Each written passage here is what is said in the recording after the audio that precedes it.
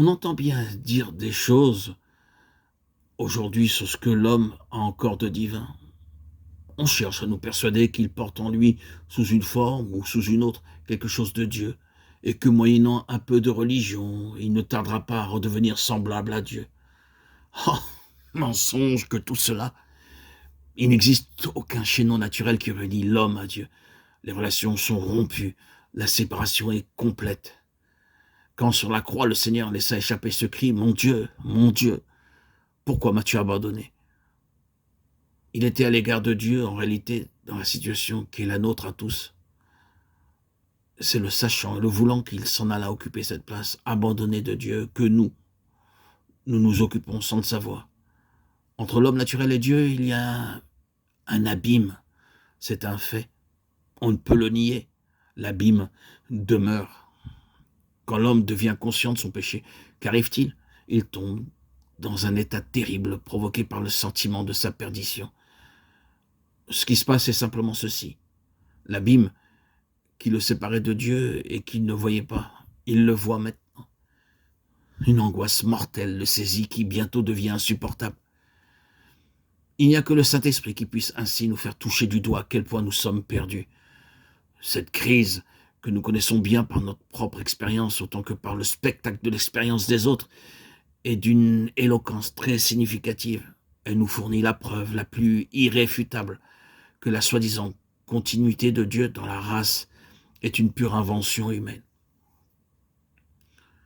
Sans raison de ce principe que Nicodème, malgré tout son savoir, malgré tout ce qui, au point de vue humain, semblait le préparer à comprendre les choses divines, se trouve incapable d'entrer dans la pensée de Jésus. Mais voyons la chose de près. Nicodème dit, « Maître, nous savons que tu es un docteur venu de Dieu, car personne ne peut faire ces miracles que tu fais si Dieu n'est avec lui. » Jésus ne lui donne pas l'occasion de poursuivre. Il prend la direction de l'entretien d'une manière telle que le docteur d'Israël se trouve bientôt réduit au silence. Jésus ne lui dit pas, en effet, « Je suis très heureux de te voir et me voici prêt à répondre à tes questions. » Non, il dit, « En vérité, je te le dis, si un homme ne naît de nouveau, il ne peut voir le royaume de Dieu. » Tout homme naturel, si accompli soit-il, est incapable de saisir les choses de Dieu. Tu as beau être un pharisien, tu as beau être un chef en Israël, tu as beau porter sur ta personne le plus beau cachet de dignité que la religion peut conférer à l'homme, tu as beau être une personnalité intellectuelle et morale de premier plan, néanmoins, malgré tout cela, tu es inapte au royaume de Dieu. Vous est-il jamais arrivé d'aller pêcher à la ligne? Avez-vous jamais eu la bonne fortune de prendre un poisson? Avez-vous remarqué quand il est là, couché sur le sable, comme il ouvre la bouche, comme il regarde en face de lui avec des yeux qui lui sortent presque de la tête? S'il pouvait parler, il dirait « Je suis tout à fait hors de mon élément ici, et pour peu qu'on m'y fasse rester encore une minute ou deux, je ne vais pas tarder à rendre le dernier soupir. » Peut-être alors avez-vous eu pitié de lui et l'avez-vous jeté à l'eau en disant « Tu as raison, va, retourne ?» Quelle joie dans son cœur de poisson de sentir de nouveau de l'eau sous ses nageoires. Ainsi en est-il pour nous, bien-aimés, chers auditeurs, chères auditrices. Tel que nous sommes, la vie dans le royaume céleste est une impossibilité pour nous. Les choses du ciel nous échappent, nous ne pouvons pas les comprendre, à moins qu'une nature céleste nous soit donnée. Quelques-uns d'entre vous ont peut-être suivi dans la presse les comptes rendus qui ont paru dans des ascensions telles que l'Everest et d'autres sommets. Chacun a pu lire que lorsque les courageux ascensionnistes eurent atteint une certaine altitude, force leur fut de s'arrêter. Pourquoi? Pourquoi donc? Parce qu'ils n'avaient pas l'équipement qui leur eût été nécessaire pour pouvoir aller plus haut. Pour vivre dans l'air raréfié des grandes altitudes, il leur fallait des appareils spéciaux, et ils ne les avaient pas. Frères et sœurs en Christ, cette illustration est là pour vous donner comme explication qu'il faut naître de nouveau si on veut pouvoir vivre dans les choses célestes et dans les lieux célestes, où l'air est tout à fait différente que l'air de ce monde. Si quelqu'un a saisi la grande vérité du royaume de Dieu sans que la loi de la nouvelle naissance ait exercé en lui ses effets, il se trouve alors dans une situation fausse.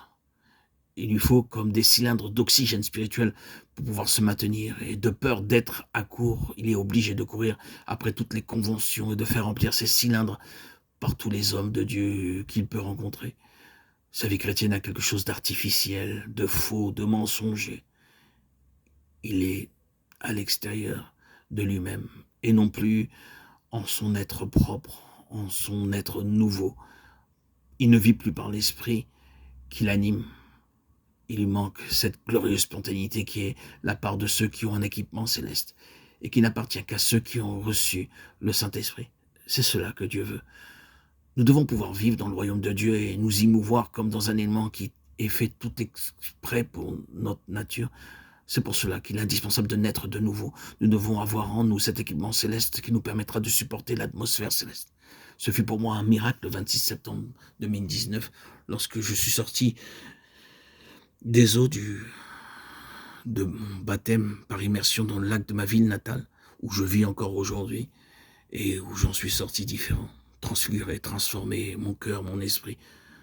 Ma vision céleste était au plus haut. Les couleurs que je perçus à ma sortie des eaux furent éclatantes. Ce fut pour moi un bouleversement. Un bouleversement. J'en ai même demandé, puisqu'il n'y avait aucun témoin dans ce lac, autour de ce lac. Il était 4h30, le temps était maussade, et pas une seule personne, pas un seul témoin. Je demandais à mon ami, celui qui m'a baptisé, de me photographier, et oui, force est de constater qu'en me voyant, je ne reconnaissais plus le même Arnaud avant la sortie de l'eau. Et après, ce fut pour moi un bouleversement. Je l'avais saisi, mais pas encore intégré. Il a fallu plusieurs semaines pour que je puisse comprendre qu'une guérison totale s'était effectuée en mon cœur, en mon être. Moi qui ai, depuis ma préadolescence, vécu de nombreuses hospitalisations, médicaments dus à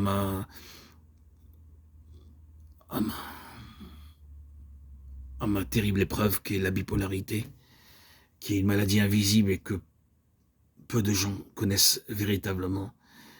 Déséquilibre total, état émotionnel chaotique. Une fois passé tout cela, le miracle s'est produit 34 ans après. Mon baptême eut lieu il y a 6 ans et j'avais 51 ans.